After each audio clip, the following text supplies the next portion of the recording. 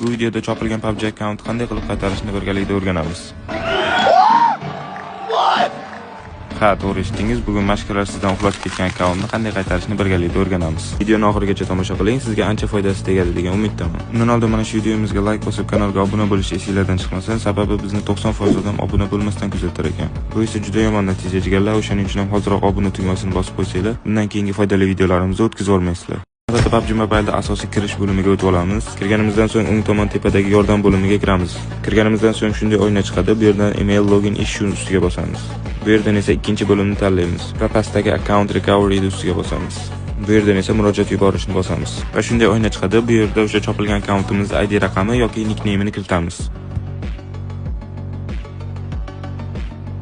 Va shunday savollar bo'limi chiqadi. Bu savollarga to'g'ri javob berish orqali PUBG Mobile'ga siz akkaunt sizniki ekanligini tasdiqlab berishingiz kerak bo'ladi. Savollarga qanday javob berishni to'liq videosini Telegram kanalimizga tashlab qo'yamiz.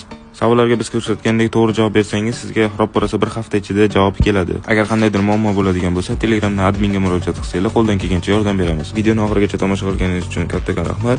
Kanalga obuna bo'lib, videoga like bosish esingizdan chiqmasin. Bu video bilan men prosta o'zim bilgan narsani sizlar bilan ulashay dedim xolos. Kanalga obuna bo'lib, qo'llab-quvvatlashda davom etsanglar, bundan foydali videolar hali hammasi oldinda jigarlar.